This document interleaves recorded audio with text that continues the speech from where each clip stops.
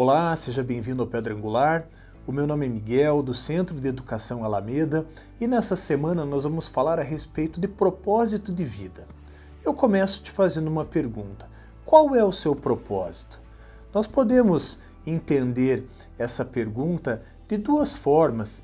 Primeiro, com um propósito geral, enquanto criação, e outra, com um propósito específico. E nós vamos então buscar, à luz da Bíblia, a nossa regra de fé e prática, responder a esses questionamentos.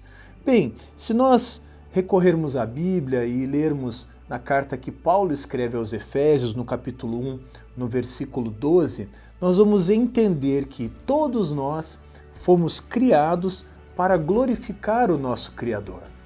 Pois bem, o apóstolo Paulo então esclarece que o propósito da criação, e aí nós incluímos os seres humanos, a coroa da criação, é glorificar a Deus. Esse é o propósito geral. Todos nós então temos esse propósito de vida. Porém, existe um propósito específico para cada um de nós. E nós vamos mais uma vez então buscar, à luz da Bíblia, o que ela fala a respeito disso. Alguns textos trazem luz a essa questão e podem nos ajudar, nos direcionar com relação a esse tema. E um dos textos é Jeremias, no capítulo 1, no versículo 5, ele vai dizer assim: antes de formá-lo no ventre, eu o escolhi. Antes de você nascer, eu o separei e o designei profeta às nações. Aqui, o profeta Jeremias, ele relata aquilo que Deus está falando para ele com relação ao propósito específico de vida dele. Um outro texto muito interessante, carta de Paulo aos Gálatas, no capítulo 1, no versículo 15, o apóstolo Paulo vai dizer: mas Deus me separou desde o ventre materno e me chamou por sua graça. Pois bem, nós temos aqui dois chamados específicos, um para profeta e um para apóstolo. O fato, meus amigos, meus irmãos, é que seja um chamado apostólico, seja um chamado para o profeta, seja você um professor, talvez um atendente, um vendedor, talvez você seja uma dona de casa, talvez um médico, talvez uma cuidadora, um gari, seja qual for a sua profissão, seja qual for o papel que você desempenha na sociedade, algo que eu e você precisamos compreender é que fomos chamados para glorificar o nome do Senhor. Perceba que é nesse potencial que Deus lhe deu, nos talentos e dons que Ele confiou a você, é nesse ponto, é firmado nisso que você recebeu de Deus, que você vai desempenhar o seu papel.